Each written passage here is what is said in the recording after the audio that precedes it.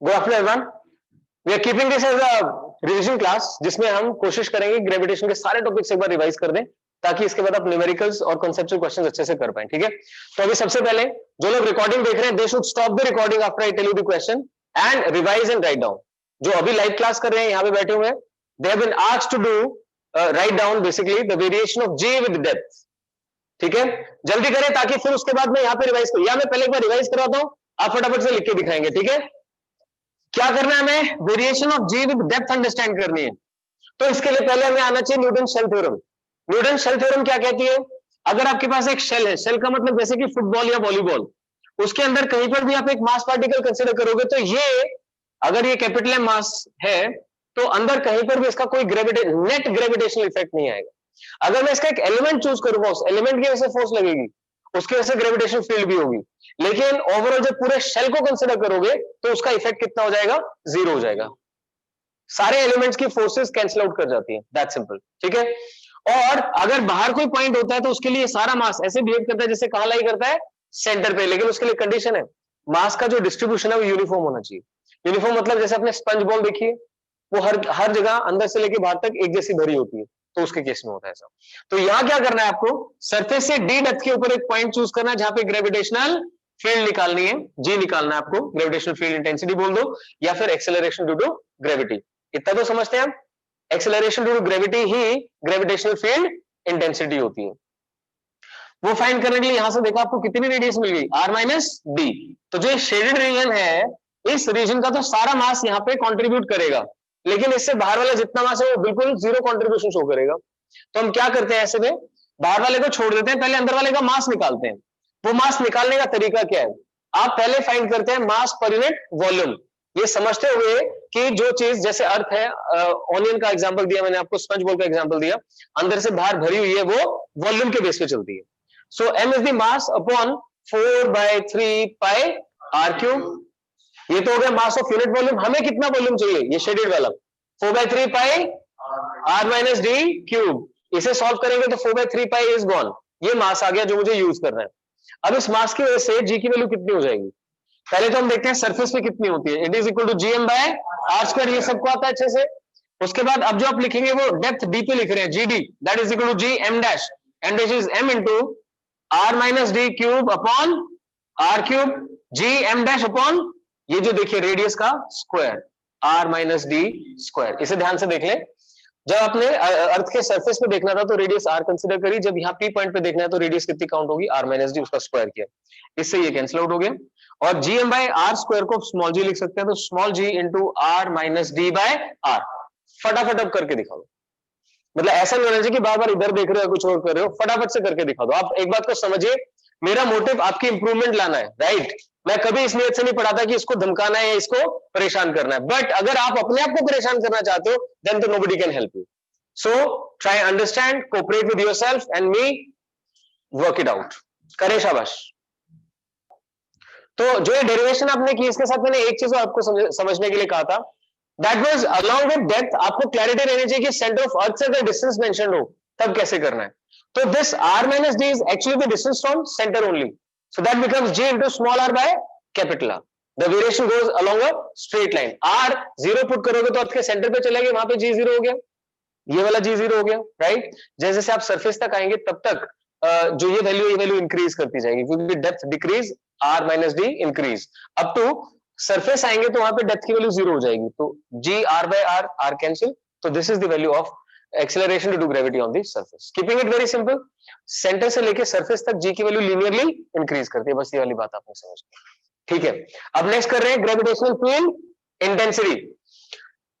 Gravitational field intensity numerical value है gravitational field की। मतलब अगर मैं एक मास पार्टिकल हूं तो मुझसे आर डिस्टेंस के ऊपर कितना इफेक्ट है in terms of gravitation, that is एक मास पार्टिकल कैपिटल एम से आर डिस्टेंस के ऊपर आपको कितनी इंटेंसिटी देखने को मिलती है। तो उसके लिए क्या करते हैं, पहले यहां क्या प्लेस करते हैं? Test mass. Test mass is m naught. M naught is kept as small as possible, जिसे बोलते हैं वैनिशिंगली स्मॉल। वैनिशिंगली स्मॉल इसलिए रखा है ताकि ये इसके इफेक्ट को यहां पे चेंज ना कर पाए, so that it is not able to change the actual effect of the source mass, right? फिर आप देखते हैं फोर्स लगेगी तो इस तरफ आएगी, this is F.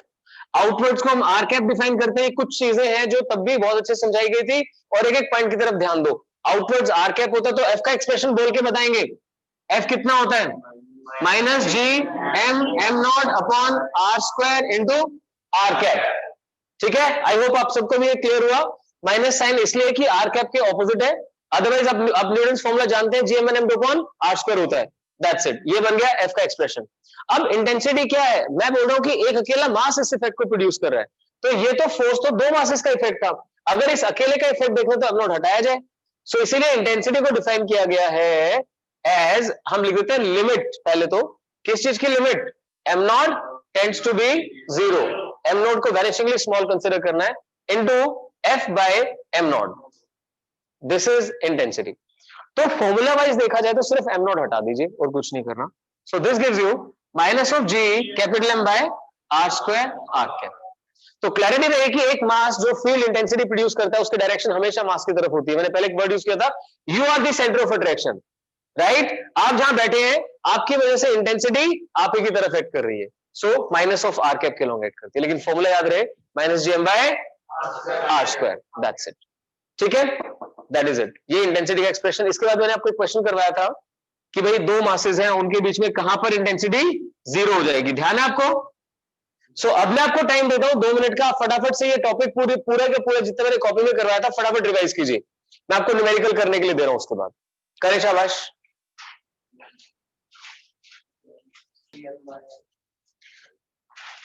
Fine, after understanding the concept of gravitational field intensity, आप अब करके दिखाएंगे gravitational potential energy of earth mass system. तो मैं एक बार ब्रीफ कर देता हूं, आपको ना टॉपिक क्लियर होना चाहिए, ये ना हो कंफ्यूजन की अच्छा ये कौन सा टॉपिक है। तो इतने अच्छे से पढ़ो, जैसे अर्थ है, अर्थ का सेंटर कंसिडर किया O, इसका मास m है, रेडियस r है। अगर आप यहां से किसी डिस्टेंस के ऊपर, सपोज स्मॉल r डिस्टेंस के ऊपर एक मास पार्टिकल स्मॉल m कंसिडर करते हैं, तो सिस्टम की ग्रेविटेशनल पोटेंशियल जी कितनी आती है, याद है किसी को?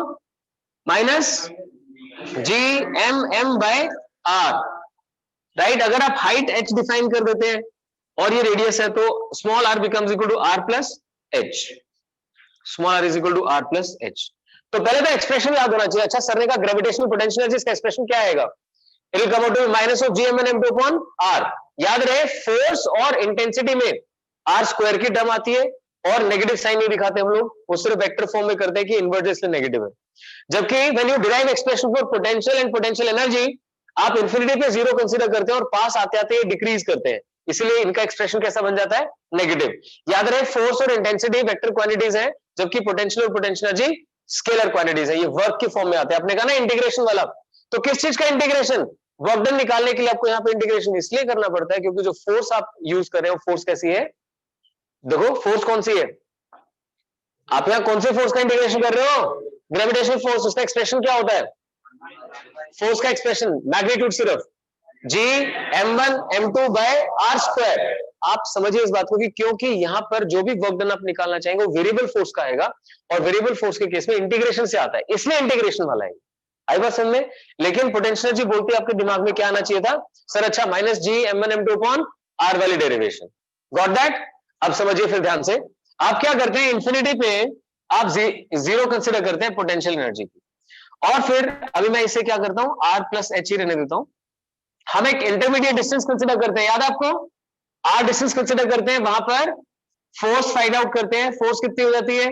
F is equal to G M M two, यहां पे क्या करो, कैपिटल एम और स्मॉल एम है, तो M M by R square. कौन सी डायरेक्शन है? माइनस आर कैप, इनवर्ट है इसलिए माइनस आर कैप आ जाता है।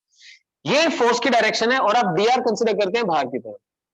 तो इसके बाद आप फाइंड आउट करते हैं वर्क डन। अब कोई बताएगा बोल के यहाँ पे क्या लैंग्वेज यूज करते हैं? Work done during a very small displacement D R by applying equal opposite force. ठीक है, जितनी ग्रेविटेशनल फोर्स लगी हुई अंदर की तरफ, उतनी फोर्स आप बाहर की तरफ लगा के इक्वल अपोजिट फोर्स लगाते हैं, ताकि नेट फोर्स कितनी हो जाए? जीरो, जिससे कि काइनेटिक एनर्जी चेंज ना हो। ये आपको क्लियर किया था। सारे का सारा जो वर्क है वो किसकी फॉर्म में जाएगा? पोटेंशियल एनर्जी की फॉर्म में जाएगा। किसकी फॉर्म में जाएगा? करो फिर फटाफट डेरिवेशन करके बताओ, सबको पता है? G M M by R square into D R. आप फोर्स इधर लगाने वाले हैं, डायरेक्शन सेम है इसलिए कॉस जीरो आ जाता है साथ में, और 1/r² का इंटीग्रेशन बताएगा कोई मुझे क्या होता है? -1/r। 1/r² का इंटीग्रेशन -1/r। और क्योंकि आप इंफिनिटी से लेके सपोज स्मॉल r डिस्टेंस पे लेके आ रहे हैं, सपोज कीजिए, तो इंफिनिटी से r तक का लिमिट्स हो जाएंगी, उसको सॉल्व करना है। करो फटाफट, सॉल्व करके बताइए। ठीक है आदित्य, वेरी गुड, करें, शाबाश। अब आप लोग ये मान के चले कि कल आपका ग्रेविटेशन का टेस्ट हो सकता है। मैं रिवीजन किस लिए करवा रहा हूं? ताकि आप लोग जिनको थोड़ा बहुत भी हेजिटेशन था कि कैसे प्रिपेयर करना है, उन्हें पता लग जाए कौन से टॉपिक ज्यादा इंपॉर्टेंस के हैं। वेरिएशन इन जी देखना है, हाइट के साथ डेप्थ के साथ। डेप्थ वाला थोड़ा डिफिकल्ट है, इसलिए मैंने यहाँ रिवाइज करवा दिया। फिर आपको पोटेंशियल और पोटेंशियल एनर्जी अच्छे से आना चाहिए, वो क्लियर कर दिया कि आप अगर कोई मास लेके आते हैं तो किस तरीके से वर्क डन निकालना होता है। पोटेंशियल आई होप हर कोई जानता है कि work done per unit mass होता है, तो बस इसी डेरिवेशन के एंड में m से डिवाइड कर देंगे तो पोटेंशियल का एक्सप्रेशन आ जाएगा, विच इज -gm/r। तो करें फटाफट, जो लोग रिकॉर्डिंग देख रहे हैं उन्हें भी यहाँ स्टॉप करके रिवाइज करके और फटाफट से लिखना है। करें, शाबाश। सो आई होप ये डेरिवेशन आप सबने कर ली होगी अब तक। अब मैं यहाँ पे पूछा था कि इसकी यूनिट क्या होती है, because it is basically work done, so it's unit is joule. So we need to define 1 joule as gravitational potential energy. तो देखो ध्यान से, आप इंफिनिटी से लेके किसी पॉइंट पे एक मास को लेके आते हो, किसी पॉइंट पे जिसका डिस्टेंस आप 1 मीटर कंसिडर कर लो, ठीक है, और दोनों मासेस को 1 किलोग्राम कंसिडर कर लो, हाँ, तो आ जाएगा रिजल्ट? नहीं ना, यहाँ फॉर्मूले से देख पाना थोड़ा सा मुश्किल है। आपको क्या कहना होता है, जब इंफिनिटी से किसी मास को लाने का वर्क 1 जूल होता है, तो वहां पर ग्रेविटेशनल पोटेंशियल एनर्जी भी 1 जूल हो जाती है, right? Gravitational potential energy is defined to be 1 joule when 1 joule work is done in bringing given mass from infinity to its own position, ऐसे करके आता है, ठीक है? अब याद करें, वर्क डन का एक्सप्रेशन करवाया था मैंने, ये एक कंजर्वेटिव फोर्स है, इसके केस में वर्क डन पाथ के ऊपर डिपेंड नहीं करता। तो आप लिख के बताएंगे work done WAB is equal to क्या आया था, अगर आपको ध्यान हो, work done WAB was equal to final potential energy minus initial potential energy, ये याद रहना चाहिए। and this is defined when work is to be done against gravitational force, ये बात भी याद रखना। अगर कोई आपको बोल दे कि वर्क डन बाय ग्रेविटी बताना है, तो U initial minus U final करना पड़ेगा आपको। This is work done against gravity, U final minus U initial। अब U के एक्सप्रेशन आपको आते हैं, minus of G M by R final, that is RB, minus of minus G M by R initial, that is RA, that's all done। ठीक है, तो घबराना नहीं है, बस वही फॉर्मूले घुमा फिरा के लगाने होते हैं। अब कुछ पूछ रहा हूं आपसे, हमने इस चैप्टर के अंदर कंजर्वेशन ऑफ मैकेनिकल एनर्जी बहुत सारी जगह यूज किया, तो can anybody tell me when can we use और when can we apply conservation of mechanical energy? When only conservative forces are present. See, आप सभी रिस्पॉन्ड कर सकते हैं, बेटर होगा कि आप हैंड रेज करें। बिल्कुल सही यार ना, आप हैंड रेज करेंगे तो उसमें बाकियों को भी 1-2 सेकंड 5 सेकंड एक्स्ट्रा मिल जाती है सोचने के लिए, तो शायद वो भी will be able to come out with the solution. So याद करो इसको अच्छे से, बहुत बार कहा है मैंने आपको, when there is only conservative force we can apply conservation of mechanical energy. अच्छा चलो ये बताओ, मैकेनिकल एनर्जी कौन कौन सी एनर्जी से मिलकर बनती है? अब देखो, आप सबको आंसर आता था तो आप फटाफट बोल पड़े, है ना? अगर हम एक कल्चर डेवलप कर पाए जिसमें आप हैंड रेज करेंगे तो वो सबके लिए अच्छा रहेगा। मैं फिर बोल रहा हूं, I try to work on psychology. अगर एक बच्चा फटाफट नहीं सोच पा रहा है तो उसको 5 सेकंड 10 सेकंड एक्स्ट्रा का टाइम मिलना चाहिए। सो आप कोशिश करो कि हैंड रेज करके आंसर करो, जितना मर्जी आसान क्वेश्चन में पूछो। So mechanical energy consist of kinetic energy and potential energy, बिल्कुल सही है। अब आप लोग मुझे फटाफट डेरिवेशन करके बताएंगे एस्केप वेलोसिटी। याद रखें, एस्केप वेलोसिटी लिखा हुआ है या एस्केप स्पीड लिखा हुआ है, कोई फर्क नहीं पैदा, ठीक है? एस्केप वेलोसिटी क्या है? अर्थ के सरफेस से वो मिनिमम वेलोसिटी जिससे कि ऑब्जेक्ट यहां से कहां पहुंच जाएगा, इंफिनिटी में पहुंच जाएगा, मतलब ग्रेविटी फ्री स्पेस में पहुंच जाएगा। तो हर एक चीज में ना कुछ ट्रिकी वर्ड्स होते हैं, कुछ स्पेशल वर्ड्स होते हैं। एस्केप वेलोसिटी, मिनिमम वर्ड याद रखना है, minimum velocity to be provided, it reaches to gravity free space. ठीक है, लिख सकते हैं आप आराम से, भी रिवाइज करेंगे। और उसके डेरिवेशन भी ऑलमोस्ट सेम है। देखो, एक बार देख लो बस ध्यान से, यहाँ पे डेरिवेशन क्या करनी है। अभी तो इंफिनिटी से आप आर डिस्टेंस पे लेके आए थे, अब यहां से इंफिनिटी लेके जाना है, तो बाकी पार्ट इंटीग्रेशन तक का सारा सेम है, सिर्फ लिमिट चेंज करनी है। लिमिट कहां से कहां लेके जानी है? आर, कैपिटल आर से लेके सरफेस से लेके इंफिनिटी। फटाफट कर दो, चलो जल्दी, शाबाश। I am feeling some positive energy from your side, come on quick. So I expect कि आपने इंटीग्रेशन कर लिया होगा। ये फोर्स थी तो G M M by R square D R cos of zero from R to infinity. This is the work required to be done. आप सब जानते हैं 1 आर स्क्वायर का इंटीग्रेशन कितना है, -1 by r. So what we get here is g m m into -1 by r from r to infinity. करो करो, शाबाश। आपको एक्चुअली हैबिट पड़ चुकी है मुझे करते हुए देखने की, खुद का हाथ चलाने की हैबिट नहीं रही है, सबसे बड़ी दिक्कत ये है। तो इसलिए मैं बोल रहा हूं कि यहाँ आ जाया करो, कभी कभी मेरे सामने लिख के देखोगे तो बात बन जाएगी। शिखर, तुम्हारी क्या तबीयत ठीक नहीं है अभी तक? हाँ, जिन्होंने आना शुरू किया था, देखो डांट से मत घबराओ, उसी से काम चलेगा। जब तक मैं सोचता हूँ कि बस गए, सर से हाय हेलो करी, स्माइल करके आगे, काम नहीं चलने वाला, मुझे वो सब नहीं चाहिए। ठीक है, तो यहां से जब सॉल्व करोगे तो जी एम एम जो माइनस साइन है उसकी वजह से, एक और बात यहां समझना, माइनस साइन की वजह से लिमिट्स इंटरचेंज कर देते हैं हम लोग। पहले 1 by r आ जाएगा, -1 upon इंफिनिटी आ जाएगा। हो सकता है ये वाली बात काफी सारे बच्चों को पहले से ना पता हो, जिन्होंने इंटीग्रेशन मुझसे नहीं किया था। अच्छा चलो कोई बात नहीं, टेक केयर। माइनस साइन जब लगा होता है तो 1 upon इंफिनिटी -1 upon r करने की बजाय उल्टा करते हैं, 1 upon r -1 upon इंफिनिटी। कारण सिंपल सा है यार, आप माइनस को कॉमन लेके जाओगे, 1 upon इंफिनिटी -1 upon r करोगे, माइनस मल्टीप्लाई होकर वापस ही कर देगा। तो सिर्फ समझने की बात है, एक स्टेप कम करने की बात है कि माइनस साइन हो तो पहले इसको लिख दो फिर इसको लिख दो, दैट्स ऑल। 1 upon इंफिनिटी 0 हो जाता है। तो कितना वर्क करने की जरूरत है, जी एम अपॉन आर। जितना इंफिनिटी से यहां लाने में करना पड़ता है उसका नेगेटिव। तो दैट्स इट। ये किसके फॉर्म में करोगे, काइनेटिक एनर्जी प्रोवाइड करके। So kinetic energy provided is half M V square, उसे इक्वेट कर देते हो और वी का एक्सप्रेशन कितना आ गया, √2gm/r, जिसे कि फिर अल्टीमेटली हम लिख देते हैं √2gr, √2gm/r। अगर हाइट होती तो यहां प्लस h आ जाता, इट बिकम्स √2gr। तो अंशुल जैसे आप पूछ रहे थे कि क्या करना है, यहां तक तो लेके आना है, फिर g और r की वैल्यू पुट करनी है, then it will be approximately 11.2 kilometre पर सेकेंड। That is all. ठीक है।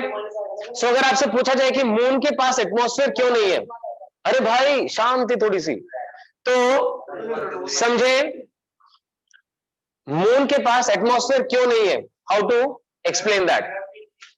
There are two things to be told. Number one, gravity of moon is lesser, so escape speed is lesser, right? Second, temperature is high, because of which molecules and atoms are able to get that escape speed easily. समझिए, सिर्फ escape speed कम कह देना solution नहीं है, escape speed provide भी तो करनी पड़ेगी कहीं से। आप सब केमिस्ट्री में पढ़ते हो ना, आरएमएस वेलोसिटी वगैरह, भाई रूम का कुछ टेम्परेचर है, उस टेम्परेचर के बेस पे वहां जितने भी एटम्स या मॉलिक्यूल्स हैं उनके पास √3 kT/m की स्पीड होती है। पढ़ा है किसी ने, नहीं पढ़ा अभी, बहुत बढ़िया, चलो शाबाश, I take my words back. वापस से ये बात समझ लो सिर्फ कि आप अगर एस्केप स्पीड के बारे में बात करना चाहते हैं तो ग्रेविटी कम होने से एस्केप स्पीड कम है, दूसरा टेम्परेचर ज्यादा होने की वजह से वो आसानी से मिल जाती है। ठीक है, ये जो मैंने 2 पॉइंट्स बताई, यही दोनों पॉइंट्स हमें सम अप करके बताएगा कौन, हैंड रेज करो फटाफट। जो 2 बातें मैंने बताई, why does moon have no atmosphere, why doesn't moon have atmosphere? Confidence रखो, बोलो, सारे तुम्हारे, सबसे पहले तो ये सोच लो कि सारे तुम्हारे जैसे हैं, ठीक है ना, जितने इंटेलिजेंट तुम उतने ही बाकी हैं, तुमसे ज्यादा कोई नहीं है, सिर्फ इतना सा फर्क है कि कोई कम पढ़ रहा है, कोई ज्यादा पढ़ रहा है। ठीक है, सो पर बताओगे, बोलो शाबाश।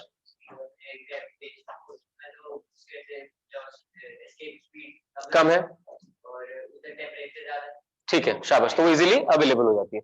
सो I request one more thing to guys, because you have to express yourself in English, so try to give answers in English. जब कोई चीज मुश्किल होगी तो मैं खुद ही कहूंगा कि जिस मर्जी लैंग्वेज को यूज कर लो, बट जब कोई चीज समझ में आ गई तो try to explain that in English. Number 1, sir, because the gravity of moon is lesser, so escape speed is laser.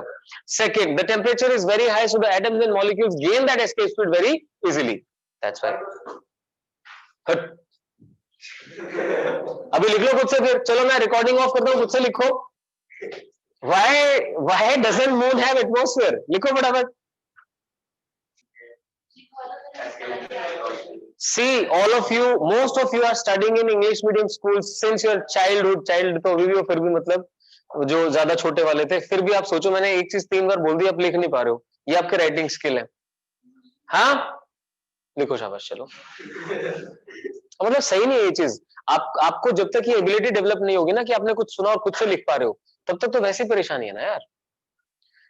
तो लिखिए जरा,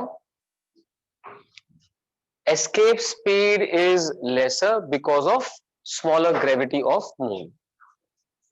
Escape speed is lesser because of smaller gravity of moon. इतना ही हो सकता है कि आप उसको जैसा मैंने लिखा है उससे थोड़ा सा अलग लिखें, because the gravity of moon is lesser so escape speed is smaller. कर सकते हो बिल्कुल, बट अब थोड़ी ना करूंगा। तो क्या चाह रहे हो तुम मुझसे, मुझे चाह क्या रहे हो बताओ। Second point, because the temperature is very high, because the temperature is very high so atoms and molecules gain escape speed easily. हाँ बहुत बढ़िया, बल्कि होना ही चाहिए कि आप लोग सर कोई पूछा सर मैं बताऊं, सर शुड आई टेल, थोड़ी बहुत ग्रामर में मिस्टेक होगी, इधर उधर एक आध चीज होगी तो कोई बात नहीं, कोई नहीं डांट रहा, बल्कि जो जितनी डांट पड़ रही है एक ही चीज पड़ रही है कि मैंने कुछ समझा दिया फिर आगे से सर एक बार प्लीज दोबारा, भाई रिपीट शो क्यों देख रहे हो तुम। चलो ठीक है, हो गया। यही क्वेश्चन और किस तरीके से पूछा जा सकता है, what is the condition required to have atmosphere? एक प्लैनेट के पास एटमॉस्फेयर हो उसके लिए रिक्वायर्ड कंडीशन क्या है। फिर से रिपीट करता हूं, try to give answer in English. what is the required condition for a planet to have atmosphere? हाँ जी आप बोलोगे। और ग्रेविटेशन फोर्स ज्यादा, normal temperature and gravitation force की दोनों नॉर्मल।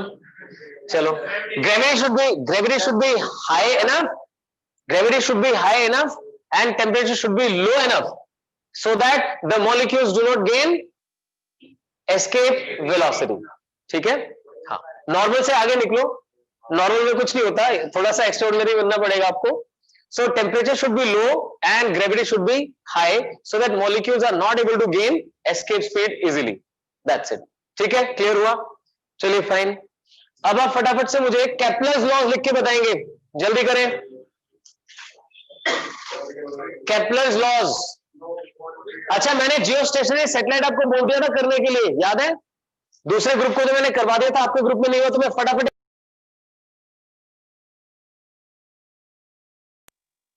सैटेलाइट विच अपीयर्स, अब मैं ये लिखवा देता हूं फटाफट से लिख लो, हो गया था।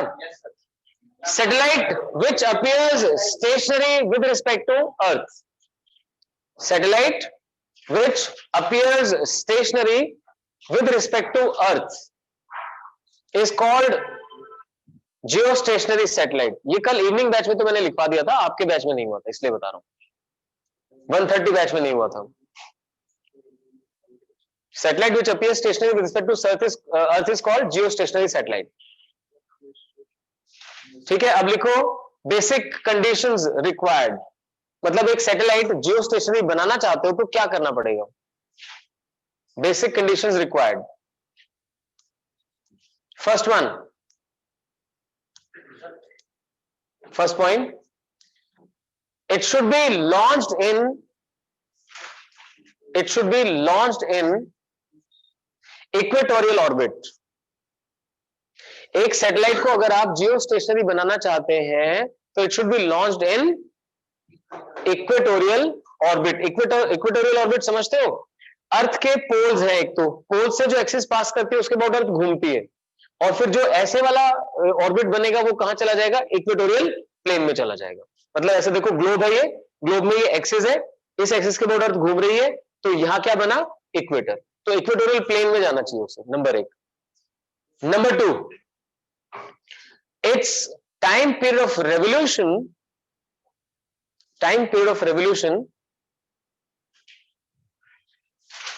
should be 24 hours. Time period of revolution should be 24 hours. That is same as that of Earth's rotation. Same as that of Earth's rotation. अर्थ के रोटेशन का जो टाइम पीरियड है उतना इसके रेवोल्यूशन का टाइम पीरियड होना चाहिए, टाइम पीरियड ऑफ रेवोल्यूशन होना चाहिए।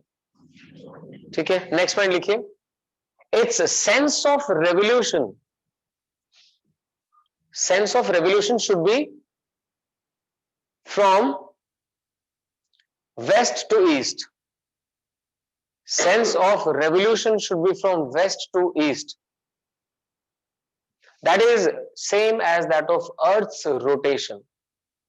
अर्थ का रोटेशन और इसका रेवोल्यूशन एक जैसे होने चाहिए. ठीक है. Sense of revolution should be west to east, that is same as that of earth. अब last point, the height of orbit is around 36,000 kilometer above surface of Earth.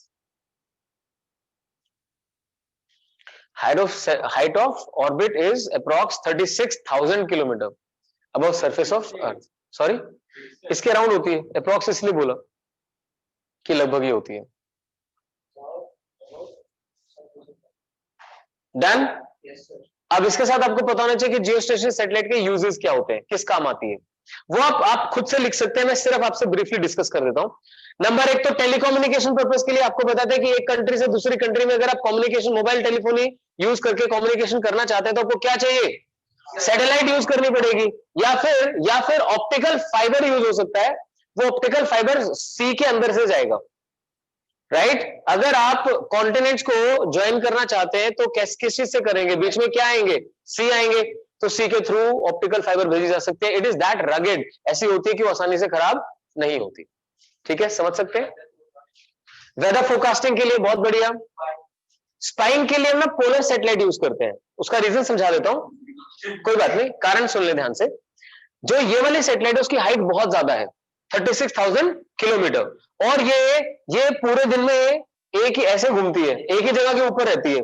अब स्पाई करना है तो आप एक ही प्लेस पे स्पाई करोगे या पूरी कंट्री को स्पाई करने की कोशिश करोगे, अलग अलग जगह पे चाहोगे ना. सो इसीलिए जो पोलर सैटेलाइट होती है वो लगभग 500 किलोमीटर की हाइट पे लॉन्च की जाती है, 500 किलोमीटर की हाइट पे, और वहां से इजीली वो जल्दी जल्दी अर्थ के चक्कर लगाती रहती है. आई होप ये पॉइंट आपको क्लियर हुआ. सो वेदर फोरकास्टिंग, टेलीकम्युनिकेशन, या फिर आप ऐसा देख सकते हैं कि अर्थ के ऊपर कहीं पे फ्लड सिचुएशन आ गई है, कहीं पे जंगल में फायर लग गई है, उन सब चीजों को मैप करने के लिए भी आप इसका यूज कर सकते हैं. तो ये सारे यूजेस आपको एसएल में या फिर मेरे नोट्स में मिल जाएंगे, आप वहां से लिख लेंगे. ठीक है. और एक पोलर सैटेलाइट आप करेंगे. पोलर सैटेलाइट कहां पे घूमेगी, पोल्स के ऊपर. राइट, पोल्स के ऊपर घूमती है और वो कंपैरेटिवली मच फास्टर घूमती है. उसका टाइम पीरियड लगभग 84.6 मिनट्स होता है. सोच के देखो 84.6 मिनट्स कितने आवर्स हो गए. 2 आवर्स जो होते हैं, 1.25 छोड़ो, ये बताओ 2 आवर्स कितने मिनट्स होते हैं, 120 है ना. तो जो ये सवा कहना चाह रहा था, हम 1.5 पे चलते हैं. 1.5 आवर कितना होता है, 90 मिनट्स. राइट, क्या ज्यादा हो गया अब, 60 + 30 90 हो गया ना. सो 1.5 घंटा जो होता है वो 90 मिनट्स होता है, और ये मैं 84.6 मिनट्स कह रहा हूं, तो लगभग ऐसा मान लो कि 1.5 आवर में वो एक चक्कर लगा लेती है. आर्य में सो लगभग 1.5 आवर में एक राउंड कंप्लीट कर लेते हो. तो दिन में कितने चक्कर लगाएगी बताओ फटाफट. 24 घंटे में कितने चक्कर लगाएगी, अगर 1.5 घंटे में एक चक्कर लगता है तो. बस मतलब बोली लग रही है, कोई तो सेट हो जाएगी. ये क्या बात है यार, मतलब बिल्कुल ही मोलट हो रहे तुम. चलो 24 को 1.5 से डिवाइड ही तो करना है. 1.5 3/2 होता है. 3 × 8 = 24, 8 × 2 = 16. हाँ 16 सही आंसर है बिल्कुल. अभी क्लास खत्म करके यहाँ पे ना फाइट होने वाली है, कुश्ती कबड्डी, जैसे वहां ट्रम्प की और बाइडेन की चल रही है ना. नहीं कोई बात नहीं, कर देंगे, यहाँ से यहीं से चेंज कर दूंगा ना मैं. ठीक है, चिल्ड्रंस डे आ रहा है, मैं तुम्हें बता देता हूँ. चिल्ड्रंस डे पे कुछ ना कुछ तो हम थोड़ा बहुत तो सेलिब्रेशन करेंगे, और सेलिब्रेशन उससे ज्यादा क्या होता है कि आपके गेम्स करवाए जाते हैं. जैसे जो लोग ऑनलाइन है उनको तो क्या गेम्स करवाएंगे, उनको तो सिर्फ क्वेश्चन पूछे जा सकते हैं. जो ज्यादा आंसर करेगा वो जीतेगा. और जो लोग यहाँ पे आएंगे उन लोगों की आर्म रेसलिंग जानते हो ना, पंजा लड़ाना. अब तो पुशअप्स मारने शुरू कर दो. पंजा लड़ाना, पुशअप्स, स्किपिंग, ये सब करवाता हूँ. क्रिकेट भी खिलाता हूँ. बिल्कुल अर्नब, आपके कहने से पहले. क्रिकेट के बिना कैसे काम चलता है. क्रिकेट खेलेंगे अटल पार्क में. कोई नहीं, हम फ्लड लाइट्स में खेलेंगे. अब देखो, अब ये क्लास है 5 घंटे चल जाए ऐसी बातें करते हुए, किसी को कोई जरा भी शिकन नहीं है. और अगर मैं कह दूं 5 मिनट बस एक टॉपिक बचा हुआ तो उसी समय हो जाता है सर मेरी क्लास है मैं भाग रहा हूं।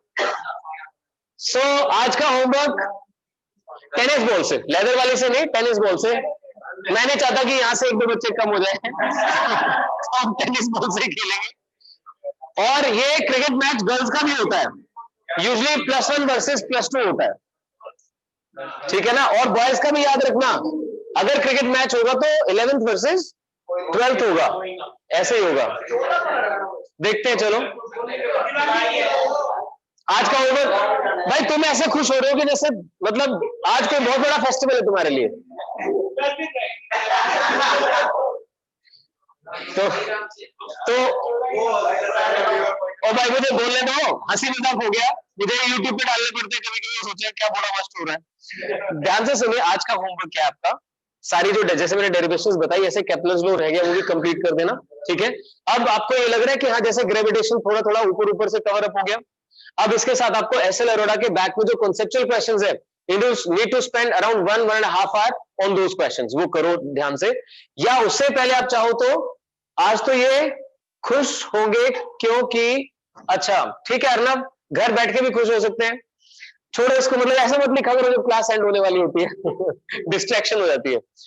अभी मैं होमवर्क बता रहा था, एनसीईआरटी बैक एक्सरसाइज कंप्लीट करनी है, कल के लिए होमवर्क क्या है, एनसीईआरटी बैक एक्सरसाइज। चलिए, थैंक यू वेरी मच।